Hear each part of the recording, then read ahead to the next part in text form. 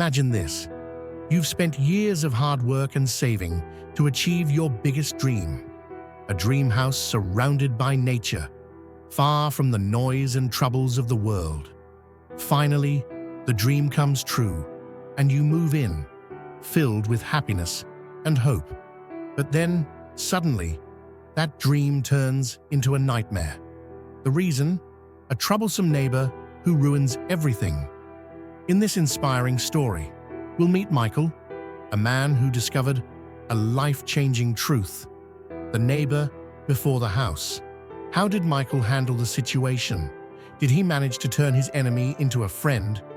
Stay with us until the end, because the lesson in this story will change the way you think about life and neighbors forever.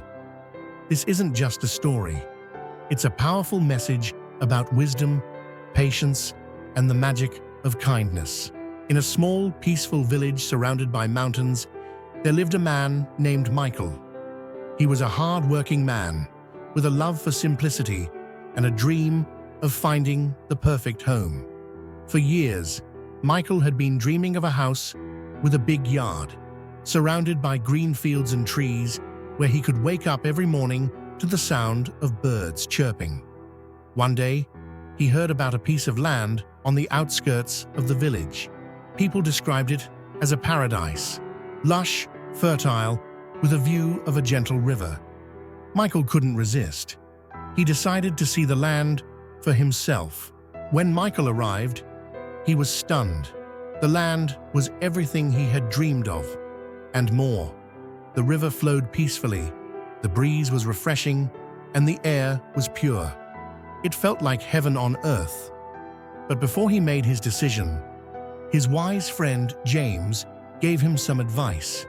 James said, "Michael, before you buy the land, there's something very important you should consider." Michael, still mesmerized by the beauty of the place, asked, "What is it?" "This land is perfect," James replied. "You must learn about your neighbors before you buy. A house can be beautiful, but bad neighbors can turn it into a nightmare." But Michael, blinded by the charm of the land, ignored James's advice. What could possibly go wrong in such a beautiful place, he thought. The next day, Michael bought the land without a second thought. Michael spent months building his dream home. He poured his heart into every detail, from designing the garden to choosing the furniture. When the house was finally complete, he moved in with great excitement. On his first evening in the new house, Michael sat on his porch, gazing at the stars and feeling a deep sense of satisfaction. "This is it," he thought. "My dream has finally come true." But his happiness didn't last long. The very next morning, Michael woke up to loud noises. He looked out the window to see his neighbor, Tom, playing loud music while working in his yard in a chaotic manner. Michael tried to ignore it, but the noise didn't stop. Over the next few weeks, Michael discovered more about Tom. He wasn't just loud, he was inconsiderate.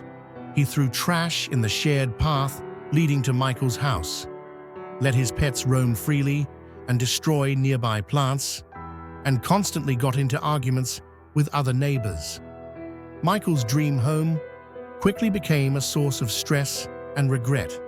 He thought to himself, "Why didn't I listen to James? He was right. Neighbors matter more than the house itself." One day, overwhelmed by frustration, Michael decided to visit the village elder, Mr. Carter, a man known for his wisdom and kind heart. Michael shared his troubles and said, "I made a huge mistake. I bought my dream house, but it's become a nightmare because of my neighbor. What should I do?" The elder listened carefully, then smiled and said, "Michael, the saying goes, the neighbor before the house. But now that you've already bought the house, you can't change the past. Instead, you must work to improve your present. Have you tried talking to your neighbor with kindness?" Michael hesitated. "No, I haven't. I assumed he wouldn't care. Mr. Carter replied, "Kindness can do wonders. Try approaching him with an open heart." Sometimes, people act out because they've never been treated with respect themselves. The next day, Michael decided to take Mr. Carter's advice. He prepared a plate of fresh fruits and went to Tom's house. When Tom opened the door, he looked surprised. Michael greeted him with a warm smile and said, "Good morning, Tom. I brought this for you as a small gesture of friendship." Tom was taken aback.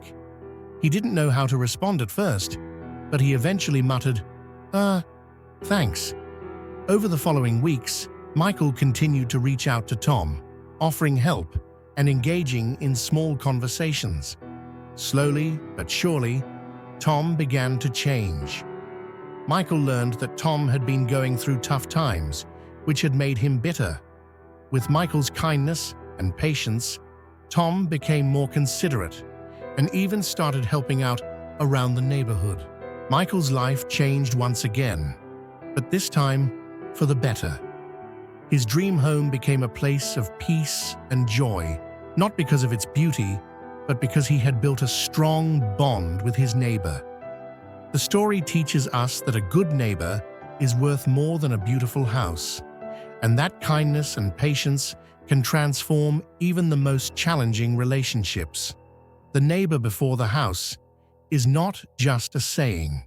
It's a golden rule for a happy and harmonious life.